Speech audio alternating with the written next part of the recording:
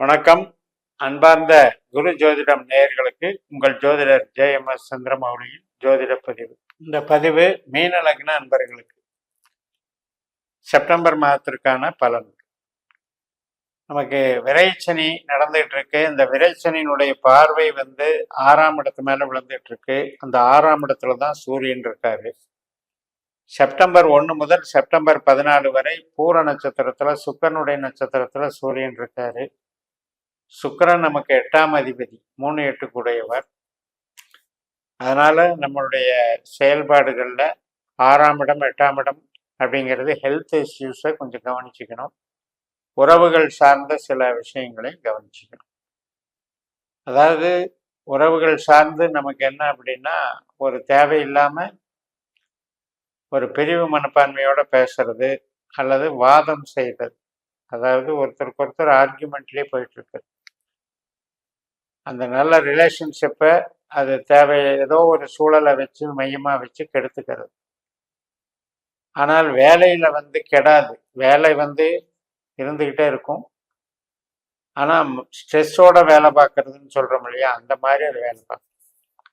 இந்த 14ஆம் தேதி உத்திர நட்சத்திரம், 14ஆம் தேதியிலிருந்து 3 நாள் 17 வரைக்கும் உத்திரம் 1ஆம் பாதம் சிம்மராசியில் சூரியன் தன்னுடைய சொந்த நட்சத்திரத்தில் இருக்கிற காலம். நம்மளுக்கு சுய பலம் பெருகும், வேலை வாய்ப்புகள் நல்லா உருவாகும், பணவரவு, தொழில் பலம் இதெல்லாம் இன்க்ரீஸ் ஆகும், வளர்ச்சிகள் பலம் பெறும். இந்த சனியினுடைய பார்வையை மீறி நமக்கு சூரியன் நன்மைகளை செய்வார். 17க்கு அப்புறம் 10 நாள் 27ஆம் தேதி வரைக்கும் சூரியன் கன்னிராசியில் இருக்கிற நமக்கு 7ஆம் இடமான கன்னிராசியில் இருக்கிற உத்திர நட்சத்திரத்துல போறார். அப்பவும் நமக்கு பலம்தான். அப்போ உறவுகள் மேம்படும், வேலை அமைப்பு நல்லா இருக்கும், தொழில் பலமும் அங்கீகாரம் பெறும், பணவரவு நல்லா இருக்கும், வளர்ச்சிகள் நன்றாக இருக்கும். அப்போ அந்த வகையில் 27ஆம் தேதி வரைக்கும் சிறப்பான காலம்னு சொல்லலாம். 17ஆம் தேதியிலிருந்து 27 வரைக்கும் 1 முதல் 14 வரைக்கும் உள்ள காலகட்டத்தில் தான் நம்ம ஹெல்த்தில் கொஞ்சம் கவனம் செலுத்தணும். அதே நேரத்தில் வேலை பளு அதிகமாக இருக்கும், கிரேடை குறைக்க பார்ப்பாங்க, எதிரிகள் தொல்லைகள் இருக்கும், இதெல்லாம் கொஞ்சம் கவனம் எடுத்து. 27ஆம் தேதியிலிருந்து அஸ்த நட்சத்திரத்துக்கு வர்றாரு கன்னி ராசியில. இந்த அஸ்த நட்சத்திரத்துல தான் கேது போயிட்டு இருக்காரு. அப்ப சூரியன் கேது சேர்க்கை பலனை கொடுக்குது, கிரகண தோஷம். அப்ப 7ஆம் இடத்துல கேது ஏற்கனவே நமக்கு ஹஸ்பண்ட் அண்ட் ஒய்ஃப் ரிலேஷன்ஷிப்ல கொஞ்சம் சஞ்சலத்தை கொடுத்துக்கிட்டு இருக்கு. ஆனாலும் அது பெருசா பாதிக்கிறது இல்லை. பட் இங்க சூரியன் போய் சேரும் பொழுது அதனுடைய தாக்கம் அதிகமாகும். புதுசா சில குழப்பங்கள், புதுசா சில செயல்பாடுகள், வதந்திகள், ஒருத்தருக்கு ஒருத்தர் பகைமை பாராட்டுற அளவுக்கு கொண்டு போயிடும். சூரியன்னு வந்துட்டாலே அது அக்னின்னு அர்த்தம், அதாவது ஹீட்டு. அந்த ஹீட் எனர்ஜி 7ஆம் இடத்துல போய் தாக்குதுங்கும் போது நம்மளுடைய பிஸ்னஸ் பார்ட்னராக இருந்தாலும் சரி, கஸ்டமர்களாக இருந்தாலும் சரி, அங்கேயும் இந்த சூரியன் கேது இணைவு நமக்கு குழப்பங்களை ஏற்படுத்தும். அதாவது ஒருத்தர் இயல்பாக பகிர்ந்துக்கிறத விட அது இயல்பில்லாமல் அதில் சூது நிறைந்த விஷயங்கள் மற்றும் போட்டி பொறாமை நிறைந்த விஷயங்களை கொண்டு வந்தாருன்னா ஒரு சஞ்சலத்தோடையே நம்ம அதை அணுக வேண்டியிருக்கும். கருத்து பரிமாற்றம் அப்படிதான் நடக்கும். ஸோ அந்த வகையில் அது வேலை செய்யுங்கிறதுனால கொஞ்சம் கவனமாக பார்த்துக்கணும். மற்றபடி நமக்கு லக்னத்துக்கு பலம் அப்படின்னு எடுத்துட்டிங்கன்னா அதில் குருவினுடைய அமைப்பு ஒரு பக்க பலமாக இருக்கு.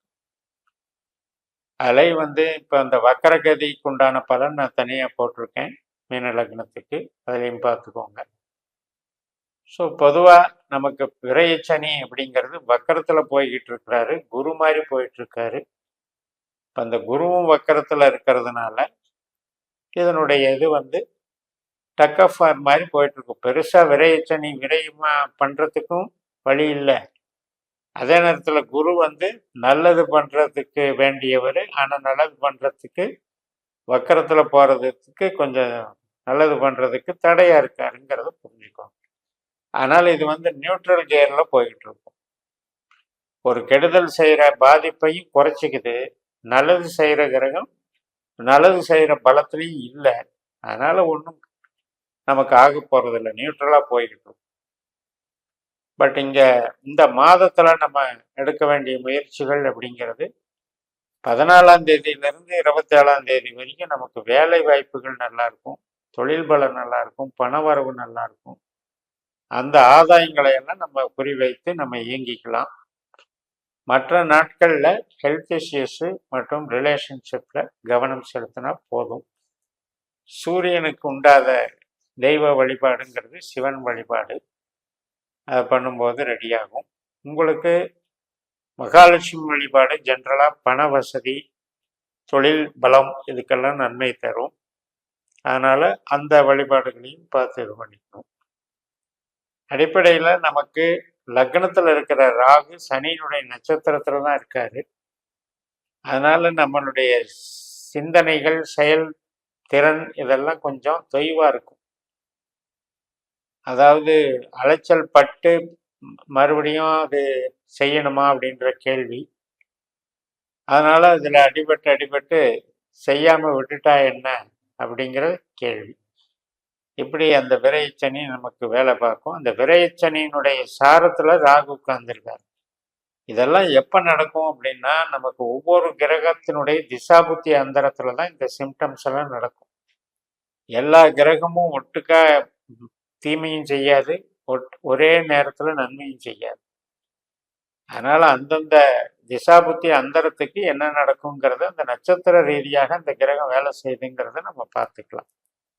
அது மாதிரி தான் சூரியன் தன்னுடைய சொந்த நட்சத்திரத்தில் இந்த 14ஆம் தேதியிலிருந்து 27ஆம் தேதி வரைக்கும் போகிறது நமக்கு தொழிலுக்கு பலம்.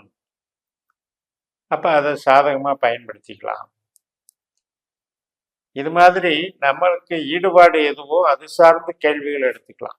அதுக்கு நம்ம ஜனன ஜாதகத்தை நம்ம நட்சத்திர சூத்திர முறைப்படி கணிச்சு நமக்கு 12 பாவத்துக்கான உபநட்சத்திரங்களை தெரிஞ்சு நமக்கு நடக்கிற திசாபுத்தியில் அது எந்த பாவங்களை இயக்குது, அப்போ கெட்ட பாவங்கள் இயக்கிற திசாபுத்திக்கு என்ன அதில் நிவர்த்தி பண்ணணும், தொழில் சார்ந்து எந்த கிரகங்கள் நமக்கு நன்மை செய்து, குடும்பம் சார்ந்து எந்த கிரகங்கள் நன்மை செய்து, அதே மாதிரி ரெண்டுக்குமே தீமை செய்கிற கிரகம் எது, இதெல்லாம் ஒரு பட்டியல் போட்டுக்கிட்டு நம்ம அதன்படி ஒரு பிளான் பண்ணி இந்தந்த நட்சத்திரங்களை என்னென்ன காரியங்கள் செஞ்சால் இதுக்கு பாசிட்டிவ் அப்படிங்கிறத புரிஞ்சு நம்ம செயல்பட்டோம்னாலே வளர்ச்சிகள் நமக்கு கிடைச்சிடும்.